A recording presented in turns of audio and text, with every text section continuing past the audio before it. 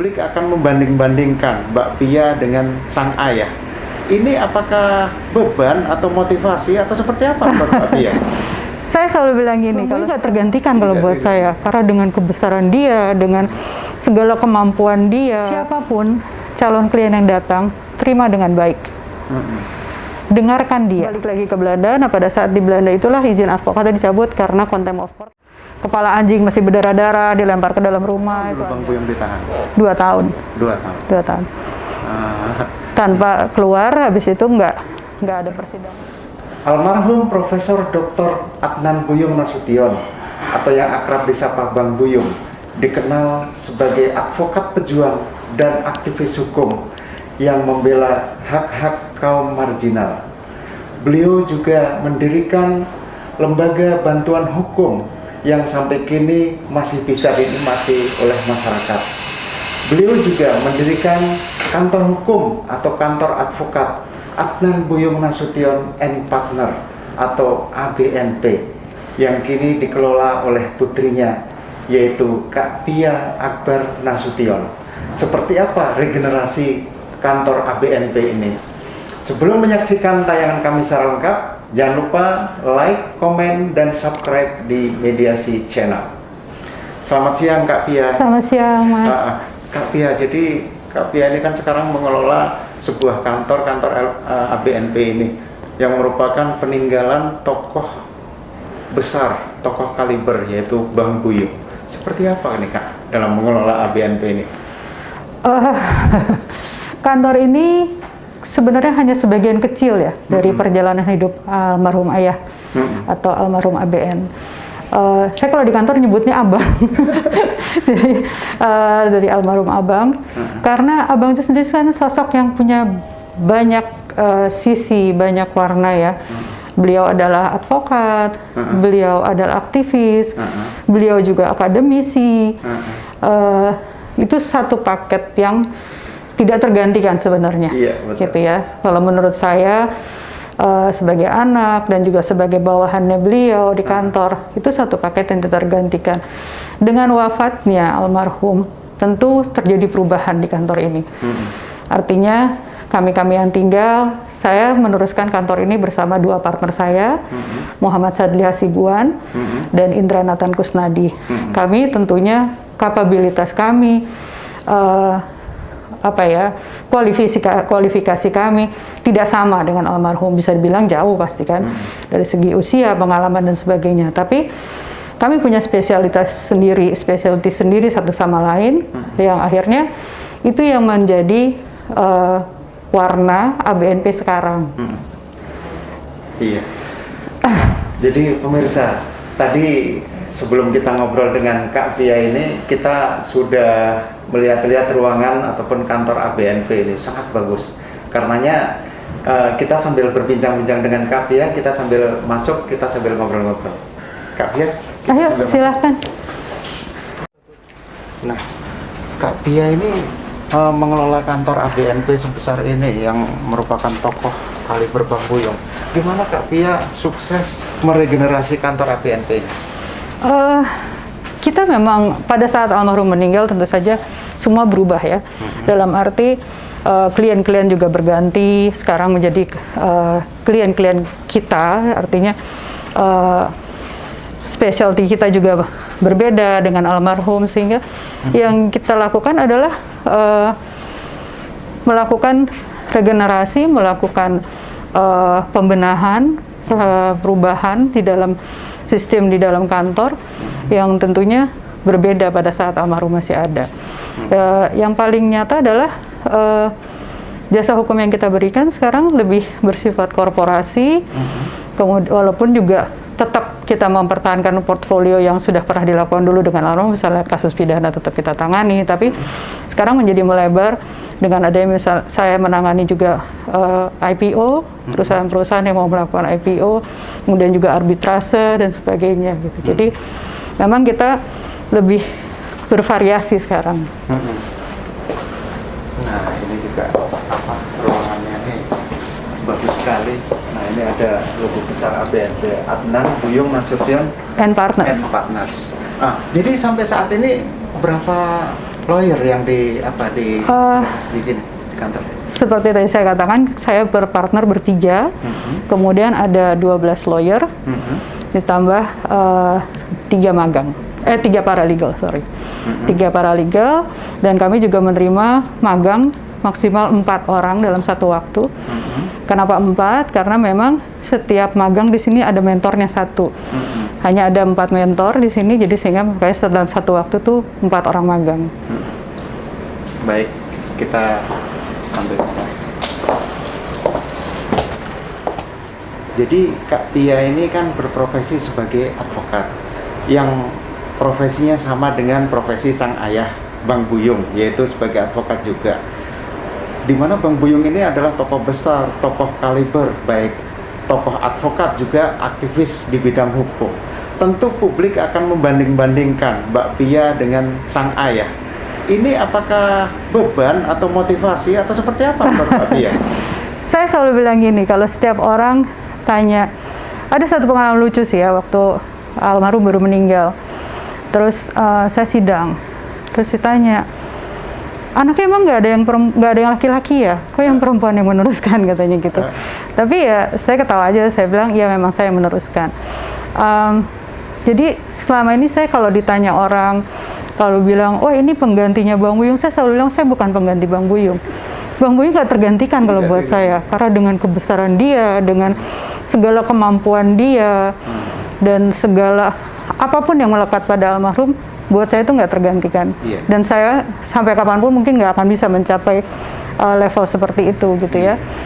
Tapi yang pasti adalah saya meneruskan semua nilai yang diajarkannya kepada saya di kantor ini maupun dalam kehidupan saya sehari-hari. Jadi kalau ditanya apakah saya terbebani, enggak juga sih, karena buat saya udah biasa digituin ya. Jadi dan saya secara pribadi kan juga saya nggak bisa bilang, oh saya bukan anaknya Bang Buyung, kan nggak mungkin begitu. Karena faktanya memang saya anaknya, dan itu ekspektasi masyarakat pasti kan untuk bisa lihat ada penggantinya Bang Buyung. Tapi saya harus jujur menjawab bahwa saya bukan penggantinya, saya penerusnya, betul. Saya meneruskan nilai-nilai yang diajarkan dari beliau di kantor ini, melalui profesi ini, dan juga dalam kehidupan saya sehari-hari.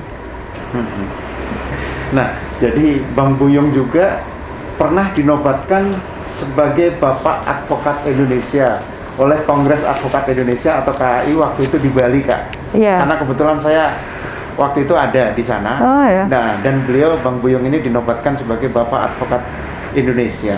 Nah, ya memang nggak ada yang menyangka lagi ketokohan beliau, ketokohan di bidang advokat. Betul. Ini pesan-pesan ataupun pelajaran apa yang bisa diambil baik untuk keluarga maupun putra-putrinya gitu, Pak?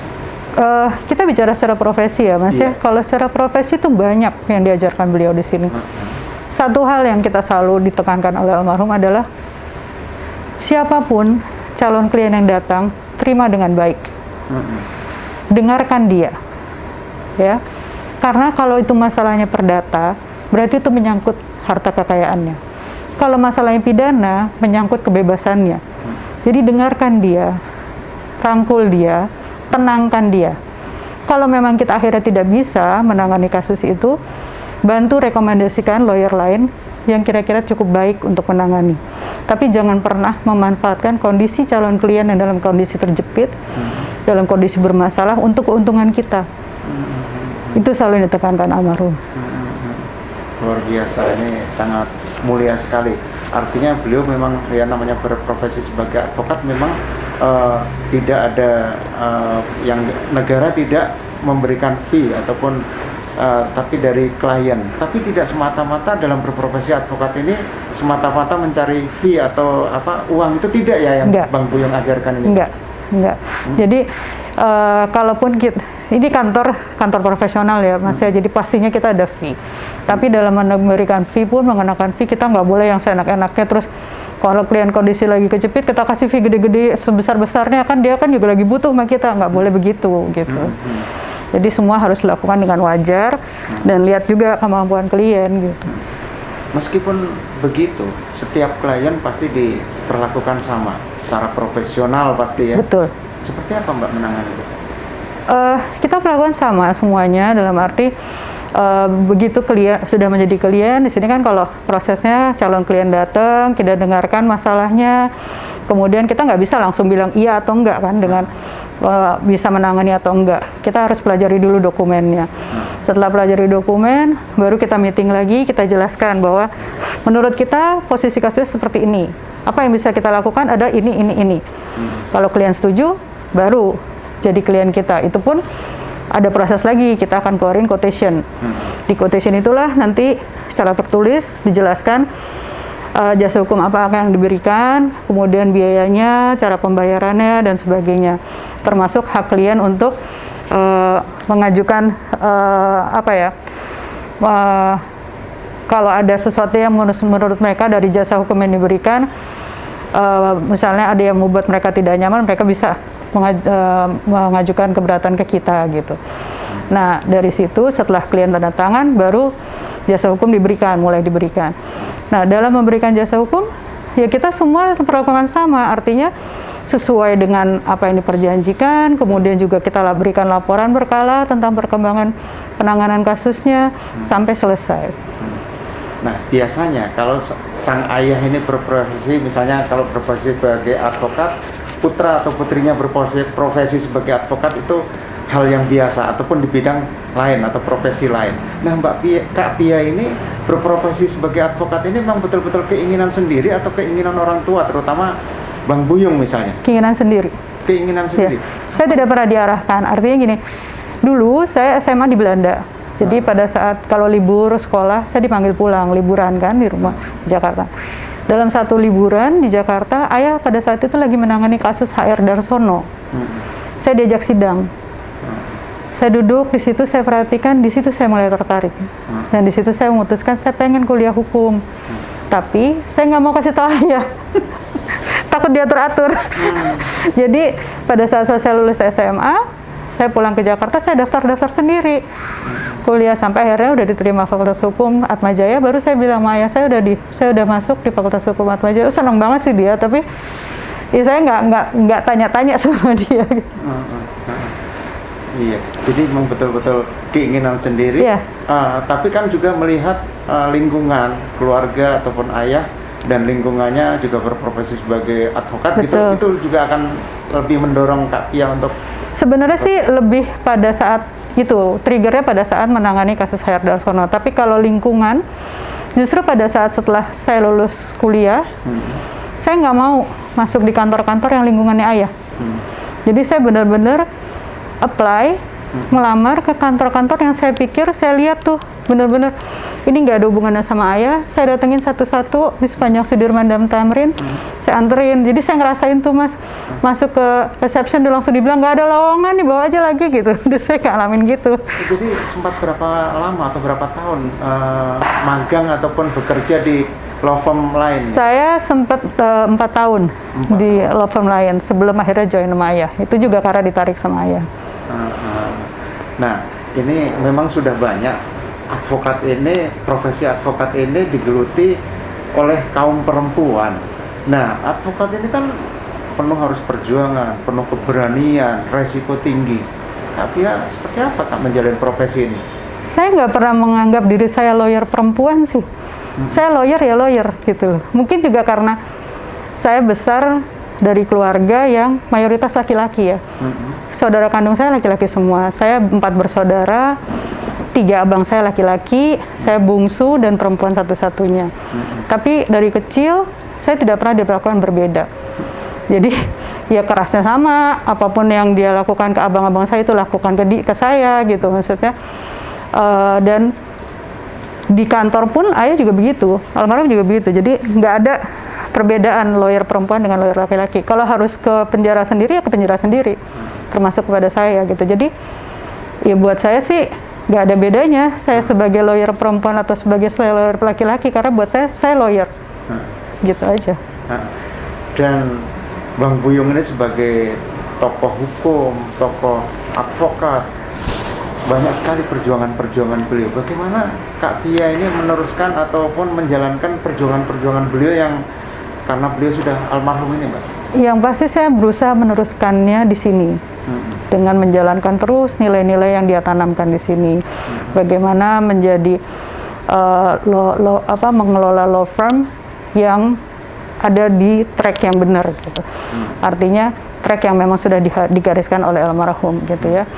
Memang kalau ditanya apakah saya kepengen punya law firm besar seperti itu ya, yang banyak sekali, itu saya nggak punya ambisi ke situ gitu ya. Bukan saya bilang law firm besar itu jelek, enggak, tapi saya pribadi saya nggak punya ambisi ke situ. Yang saya inginkan adalah punya kantor ini ABNP bisa saya teruskan eksis terus menjadi satu butik law firm yang isinya mungkin tidak banyak lawyernya, tapi masing-masing punya spesialisme sendiri-sendiri gitu, setiap lawyernya.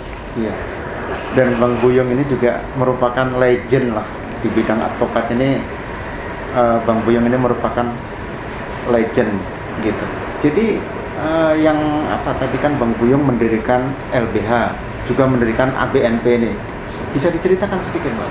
Jadi yang saya dengar ya, karena kan saya masih kecil nih waktu kantor ini dibikin kan tahun 69 saya baru lahir. Jadi yang saya dengar cerita dari almarhum adalah pada waktu itu beliau mau mendirikan LBH karena itu ingin memberikan bantuan hukum pada kaum yang lemah ya. Nah, konsultasi dengan Pak Cum, almarhum Bapak Sumitro Hadjoyo Hadikusumo. Beliau menyarankan, ayahnya Pak Prabowo. Ya, ayahnya Mas Prabowo. Beliau bilang bahwa Yung, kalau mau bikin LBH, kamu harus punya kantor, karena dapurmu harus ngebul. Kalau enggak, keluargamu makan apa nanti? Gitu. Jadi itulah sejarahnya almarhum ayah terus mendirikan ABNP ini. Ini udah berganti nama berkali-kali sampai akhirnya sekarang terakhir namanya jadi ABNP. Dulu namanya pertama kali adalah APNA, Adnan Buyung Nasution and Associate, tahun 69. Jadi masyarakat ini kan tahu, Kak. Jadi kalau Bang Buyung ini advokat pejuang gitu dan aktivis yang ketika itu merupakan oposisi daripada pemerintah. Itu gimana suka dukanya Bang Buyung ini, Kak? Bisa diceritakan seperti itu? Kalau suka duka sebagai anak ya, artinya kan kita kenyang pindah rumah berkali-kali kayak Indian sih sebenarnya. Jadi tahun 83 kalau saya nggak salah, 82 ya, almarhum berangkat ke Belanda untuk ngambil doktor. Kemudian tahun 84 pulang dulu untuk ngurus kasus Pak HR Darsono. Kemudian lisensinya dicabut, balik lagi ke Belanda kan. Jadi orang selalu berpikir almarhum itu pergi ke Belanda karena izin advokat dicabut terus pergi ke Belanda. Padahal sebenarnya enggak. Sebelumnya sudah di Belanda, tapi beliau pulang untuk menangani kasus HR Darsono. Kemudian balik lagi ke Belanda. Nah, pada saat di Belanda itulah izin advokatnya dicabut karena contempt of court yang terjadi di saat penanganan kasus HR Darsono. Kalau yang kami alami sebagai keluarga, ya kenyang sih. Kenyang hidup pindah-pindah karena memang nggak punya rumah. Karena sejak almarhum dicabut izin advokatnya kan memang kehidupan kita drastis lah turun secara ekonomi ya. Jadi kita hidup juga harus kontrak rumah, pindah-pindah. Di Belanda aja almarhum kalau nggak salah pindah rumah tuh 8 kali. Salah di sana. Terus dia kan kalau nggak salah 10 tahun tinggal di Belanda. Itu 8 kali pindah rumah. Ada yang ngontrak, ada yang dipinjemin karena orangnya ke luar negeri sehingga dipinjemin rumahnya. Jadi ya susah lah hidup kita pada saat itu. Sebentar, Kak, kembali ke masalah tadi kan seorang aktivis yang juga aktivis oposisi dari pemerintah. Itu apakah mengalami teror-teror atau seperti apa gitu, Kak? Kalau teror sih ke kita, ke keluarga enggak ya, tapi mungkin ke almarhum iya gitu. Kayak ada berapa kali kejadian ada lempar barang ke dalam rumah. Dulu kita tinggal di Menteng, ada kepala anjing masih berdarah-darah dilempar ke dalam rumah, itu ada kayak gitu-gitu. Tapi ya mungkin karena kita dari kecil udah terbiasa gitu ya, jadi nggak dirasakan aja gitu, jalan aja biasa gitu. Tapi Bang Buyung waktu itu pantang menyerah berarti perjuangannya ya? Iya, jadi nggak ada, ya kan sempat ditahan juga kan tahun 74. 74 itu saya masih balita. Saya taunya ayah lagi sekolah.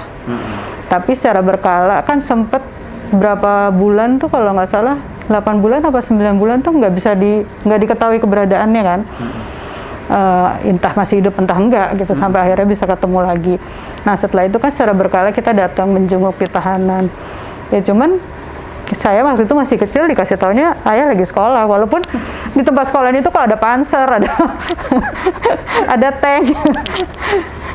Berapa tahun dulu Bang Buyung ditahan? 2 tahun. 2 tahun. 2 tahun. Tanpa keluar, habis itu nggak ada persidangan, nggak ada, tapi direhabilitasi namanya. Nah, ini Bang Buyung meskipun tokoh advokat, tokoh kaliber advokat besar lah di Indonesia ini. Kehidupan advokat ini kan biasanya kalau kita melihat advokat-advokat yang sekarang ini kan banyak yang kehidupannya glamor gitu. Kalau Bang Buyung seperti apa sih Kak? Enggak sih. Ayah tuh baru punya rumah tahun 2000. Tahun 2000? Iya. Sementara itu berarti udah berapa tahun menjadi advokat? Dari tahun 69. Tahun 69 ke tahun 2000? Ya. Itu baru punya rumah.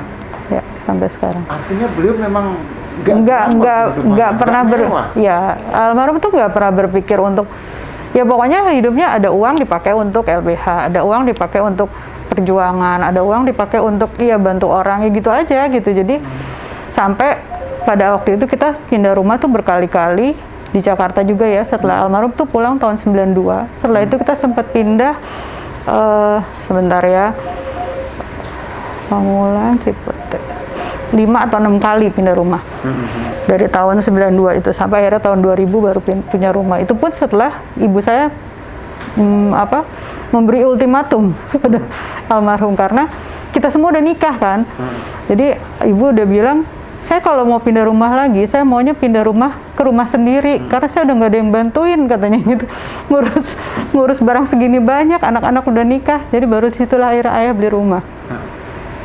Jadi mungkin dari Bang Buyung ini kita bisa menyampaikan ke para pemirsa nih Kak, para advokat-advokat muda, advokat-advokat yang masih baru, kan mereka mungkin salah satu keinginannya untuk menjadi advokat ini kan melihat glamoritas seorang advokat nih Kak. Jadi gimana nih Kak kepada? Jadi kalau ayah almarhum itu selalu bilang, uang tuh jangan jadi tujuan hidup. Hidup itu harus punya tujuan. Tujuannya adalah memberi diri kamu manfaat buat orang banyak. Paling tidak orang-orang sekitar kamu. Hidup tuh harus berguna, karena kalau enggak, kita hidup kayak benalu, numpang hidup aja sama kehidupan itu sendiri. Jadi makanya kita juga diajarkan untuk tidak mendewakan uang gitu, bukan hidup tuh untuk cari uang, bukan. Uang itu hanya sebagai akibat. Karena kita bekerja, misalnya sebagai lawyer profesional, kita bekerja memberikan jasa hukum, klien bayar gitu kan, bukannya kita manfaatkan klien untuk dapat uang sebanyak-banyaknya. Itu ya Kak ya, yang pelajaran yang bisa kita ambil. Nah ini kan untuk menegakkan hukum itu juga tidak mudah nih Kak, karena penegakan hukum ini kan kadang tidak hanya hukum itu sendiri yang ada di situ, tapi kepentingan-kepentingan di luar hukum itu juga banyak yang di situ. Artinya perjuangan untuk menegakkan hukum ini sangat berat Kak. Namun apapun yang terjadi kan sesuai dengan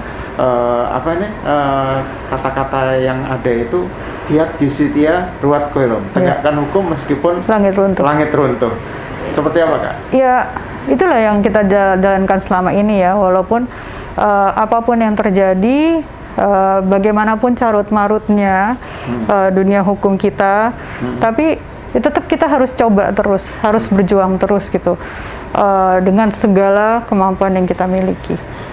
Kak, quote-quote apa dari Bang Buyung ini Pak yang selalu terkenang, terngiang di anak-anak, putra-putri maupun untuk? Kalau untuk keluarga sih satu hal yang pasti, put yourself on one's shoes. Artinya kita berbuat apapun terhadap orang, ukur sama diri kita. Kamu kalau perlakukan si A begitu, kalau kamu diperlakukan begitu, enak nggak? Kalau nggak enak, jangan perlakukan orang itu seperti itu. Gitu. Nah, Bang Buyung ini kan sangat profesional di berbagai hal, apalagi di bidang advokat. Apakah masih ada kekurangan Bang Buyung di mata penerusnya, Kak Pia sebagai suksesornya atau regenerasi Bang Buyung ini seperti apa, Kak? Saya ini kan sekantor sama almarhum dari tahun 97 ya. Jadi dan sebelumnya saya sudah pernah kerja di tempat lain, di law firm lain. Jadi waktu bergabung dengan almarhum tuh saya emang agak kaget-kaget karena cara beliau memanage kantor tuh sangat berbeda dengan yang saya lihat di luar gitu loh. Dan itu seringkali menjadi perbenturan di antara saya dengan almarhum karena kalau buat saya kan kantor itu harus ada sistemnya. Sementara kalau almarhum tuh semua pakai hati gitu loh istilahnya. Jadi, nah itulah akhirnya. Tapi pelan-pelan dengan berjalannya waktu, akhirnya saya bisa membuat almarhum mengerti bahwa kantor itu memang harus ada manajemennya, harus ada sistem yang dibangun untuk bagaimana memberi terhadap karyawan, apakah bagaimana reward, bagaimana menilai kinerja mereka, itu semua kan harus baku gitu sistemnya. Nah itulah yang menjadi perjuangan saya waktu di awal-awal kerja dengan almarhum. Tapi belakangan ya akhirnya beliau bisa menerima gitu ya, walaupun kadang-kadang tetap menggunakan hak vetonya sih untuk merubah. Tapi ya itu udah suatu kemajuan besar sih saya yang melihat almarhum bagaimana orangnya susah untuk menerima sistem gitu ya, untuk menerima bahwa ini tuh udah ada aturannya sendiri, aturan mainnya, ya itu bisa suatu perubahan besar sih. Dan kayaknya mungkin itu juga terjadi di kantor beliau yang era-era sebelumnya gitu loh. Kalau lihat memang gayanya almarhum seperti itu. Oh iya, ini Kak, mungkin yang belum banyak diketahui oleh masyarakat atau advokat muda. Ini kan beliau mungkin sangat disiplin, Kak. Bagaimana beliau dalam belajar itu seperti apa, Kak? Oh iya, kalau itunya disiplin ya. Kalau udah waktu juga disiplin. Jadi kalau udah bilang jam 10 dia. Jadi jangan coba-coba telat kalau sama almarhum. Kalau nggak mau diteriak-teriakin gitu. Jadi jangan pikir saya sebagai anak itu bisa gampang, enggak. Justru kalau di kantor ini dulu sampai ada omongan kirain kalau satu tim sama anaknya lebih gampang, atau enggak, dia lebih keras gitu ke saya gitu. Jadi dan dia tuh selalu mendorong kita untuk belajar, harus mau baca, harus mau belajar lebih gitu. Dan itu memang tuntutan dari beliau gitu ya. Dalam belajar gimana Bang Buyung ini kan pasti malam masih sampai rumah masih belajar lagi, baca. Pagi pun masih baca, kemana-mana dia bawa buku baca. Dan dia memang di dalam keluarga memang dia mengencourage kita anak-anak untuk suka buku gitu, dari kecil. Jadi kalau anak kecil lain mungkin hari Minggu diajak jalan-jalannya ke Taman Ria gitu. Kalau saya nggak, ke Gramedia, Mas. Toko buku lah. Iya, ke toko buku. Jadi nggak ada tuh jalan-jalan senang-senang anak-anak, nggak ada. Jadi bawanya ke toko buku sama ayah dari kecil gitu. Baik, terima kasih sekali nih waktunya Kak, sudah berbincang-bincang dengan Mediasi Channel. Kak, tadi kan kita lihat ada kenang-kenangan dari Bang Buyung yang mungkin itu sangat berharga sekali. Nanti kita room tour Kak sedikit, Kak. Boleh. Ini dulu ruangan almarhum. 3 ruangan ini adalah satu ruangan almarhum. Setelah almarhum wafat, kita rombak jadi 3 ruang partners. Dulu pintunya berarti? Pintunya ini. Oh, ini pintu ini utamanya ya. Ruangan Bang Buyung ini. Betul. Ya? Ini terus sekarang jadi 3 ruangan ini yang ini ruangan saya. Ini sekarang jadinya ruangan Kak Pia ini ya. Oke, kita next room ya Kak Pia. Ini ruangan Sadli Hasibuan. Ini ya. Ya, salah seorang partner. Kemudian ini ruangannya Indra Nathan Kusnadi. Iya. Baik. Di situ ada kamar mandi.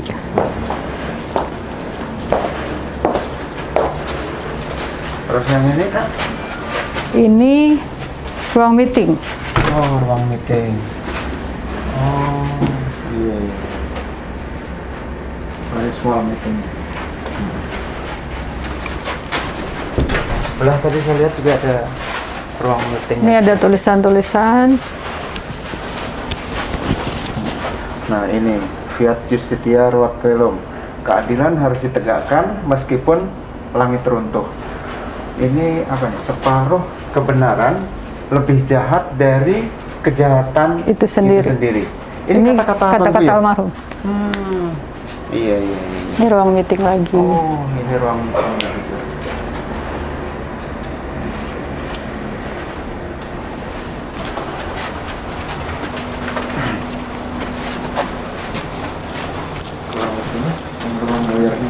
Sana lawyer.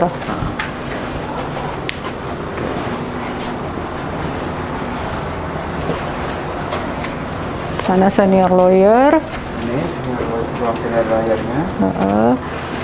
Ini ruang paralegal. Ini junior lawyer. Situ magang yang di luar. Oh, iya. Baik. Nah, ini apa nih, Kak? Ini lambang kantor, burung hantu. Di mana ini belinya ini kalau nggak salah di perunggu ya, bronze gitu. Ini dibeli almarhum di Pasar Loak di Brussel, Belgia. Iya. Maknanya apa nih, Kak? Jadi kalau menurut almarhum, seorang lawyer itu harus seperti burung hantu. Dia bisa membedakan mana yang kejujuran, mana yang benar, mana yang kebohongan atau ketidakbenaran ya. Kemudian juga sebagai seorang lawyer, kita juga harus seperti burung hantu dalam arti tidak hanya pintar, tapi juga harus bisa menggunakan kepintaran kita untuk hal-hal kebaikan. Jadi itu yang selalu almarhum ajarkan ke kita, karakter itu utama. Jadi dalam menggunakan kepintaran kita, membela kepentingan klien, kita juga harus bisa menjaga kerahasiaan yang dipercayakan klien ke kita. Baik. Nah, salah satu di ruangan ABNP ini, kantor ABNP ini ada patung Dewi Keadilan. Ini apa nih maknanya, Kak? Ini juga yang dipilih almarhum untuk jadi dekor di kantor ya. Ya, Dewi Keadilan itu adalah menunjukkan bahwa keadilan itu harus untuk semua, tidak membedakan siapapun. Karena ini kan makanya matanya ditutup ya. Jadi dia tidak boleh membedakan mau kaya, mau miskin, mau laki-laki, mau perempuan, mau gender, mau dalam bentuk apapun, keadilan itu harus mutlak dimiliki. Tidak tebang pilih. Ya. Jadi di depan hukum ini harus diberlakukan yang sama. Ya. Oh iya, baik. Nah, ini kami mengucapkan, Mediasi Channel mengucapkan terima kasih sekali sudah Kak Pia sudah berkenan berbincang-bincang terkait dengan kantor ABNP ini dan juga sudah diajak room tour di ABNP ini. Sama-sama dengan senang hati, mudah-mudahan ada manfaatnya ya.